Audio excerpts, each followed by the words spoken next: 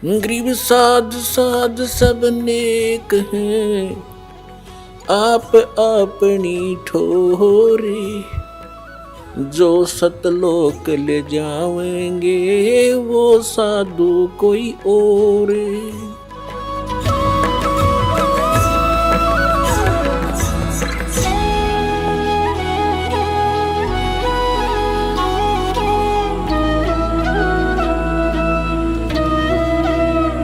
परमेश्वर कबीर जी एक झोंपड़ी में रहा करते थे। पूरा परिवार जो परमात्मा का, वैसे तो पूरा विश्व उसी के बच्चे हैं, उसी के पुत्र पुत्री हैं, लेकिन उस समय उन्होंने एक गृहस्थ विधि से परिवार नहीं बनाया था। परमात्मा के परिवार में कुल 5 सदस्य थे। एक तो नीरू और नीमा, ये 2, जिनको परमात्मा लहर तारा नामक तालाब पर कमल के फूल पर शिशु रूप में मिले थे। और एक स्वयं परमात्मा, और 2, एक लड़का एक लड़की, जिसका नाम, लड़के का नाम कमाल था, लड़की का नाम कमाली था। ये दोनों लड़का और लड़की परमात्मा ने मृत जीवित किए थे किसी विशेष परिस्थिति में। तो ये कुल परिवार था परमात्मा का। तो परमात्मा एक झोंपड़ी में रहा करते थे और एक जुलाहे का कार्य किया करते थे, कपड़ा बुनते थे, अपना निर्वाह कर, अपने हाथों से निर्वाह करते थे और तत्व ज्ञान का प्रचार भी करते थे, सत्संग भी करते थे और सतगुरु रूप में वो उपदेश भी दिया करते थे, दीक्षा भी देते थे और यथार्थ ज्ञान भी सुनाया करते थे। तो वो परमात्मा 600 वर्ष पहले आए थे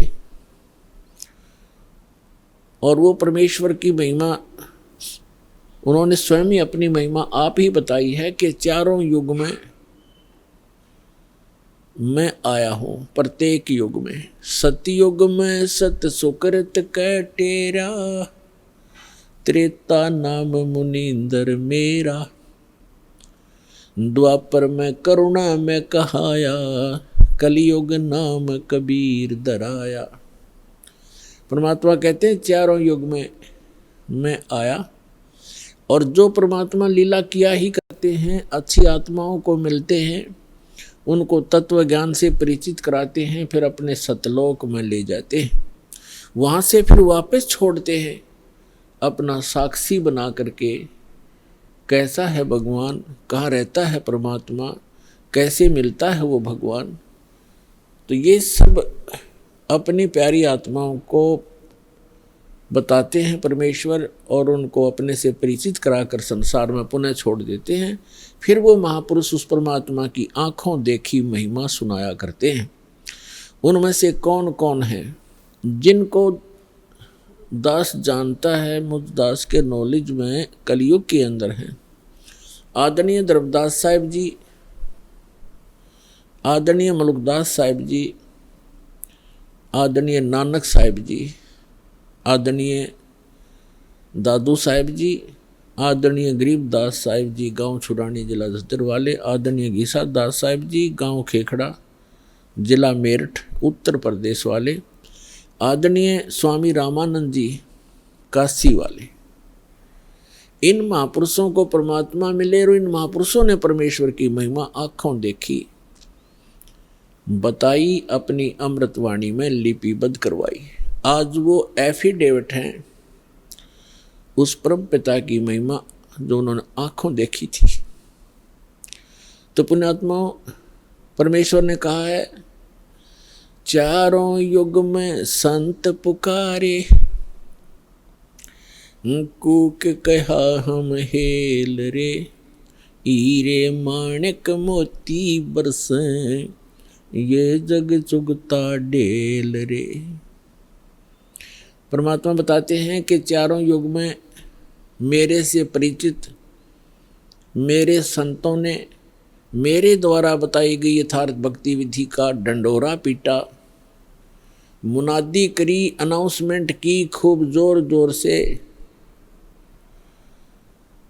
और मैंने भी आकर के प्रत्येक युग में इस यथार्थ ज्ञान रूपी हीरे मोती लालों की वर्षा की। लेकिन हम पर विश्वास ना करके इन काल के दूतों, नकली आचार्यों, शंकराचार्यों और इन झूठे गुरुओं पर विश्वास करके पूरा मानव समाज वर्तमान में डले ढो रहा है, कंकर पत्थर कौड़ी इकट्ठी कर रहा है लाल के स्थान पर।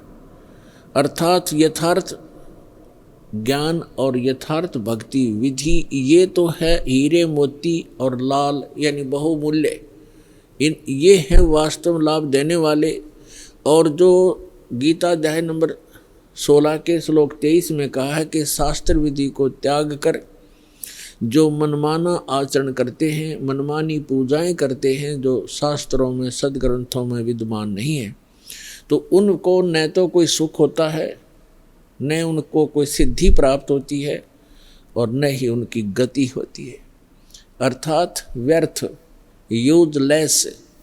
तो जो शास्त्र विधि को त्याग कर सदग्रंथों के विपरीत साधना है वो परमात्मा ने बताई है कि वे डले हैं, ढेल माने डले, कंकर पत्थर जिनकी कोई वैल्यू नहीं है। चारों युग में संत पुकारे, कूक कहा हम हेल रे, हीरे माणिक मोती बरसे, ये जग चुगता ढेल रे। पर भी लेन जात है दुनिया, हमारा ज्ञान किन्हें ना सुनिया। परमात्मा कबीर देव जी, कबीर साहब जी बता रहे हैं कि लोक वेद के आधार से, दंत कथाओं के आधार से शास्त्र विरुद्ध साधना करते हुए ये प्राणी कुंभ के मेले का अनुष्ठान करते हैं और पर भी लेने के लिए जाते हैं वहाँ कल्याणार्थ। उसके लिए भगवान बताते हैं कि जिस तालाब या सरोवर या दरिया में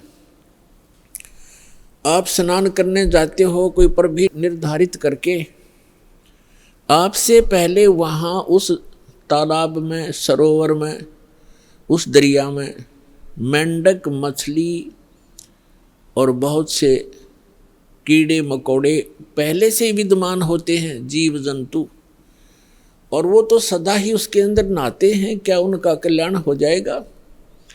जिस प्रकार उन मेंढक और मछलियों का कोई कल्याण नहीं हो सकता, इसी प्रकार आपका भी उस पर भी में नहाने से आत्म कल्याण नहीं हो सकता। आत्म कल्याण होगा अपनी सदग्रंथों श्रीमद् भगवद गीता में वर्णित विधि और उसके अनुसार की गई साधना से, और वो साधना केवल परमात्मा ही बताते हैं। गीता के यथार्थ विश्लेषण की जानकारी के लिए पढ़ें पुस्तक गीता तेरा ज्ञानामृत।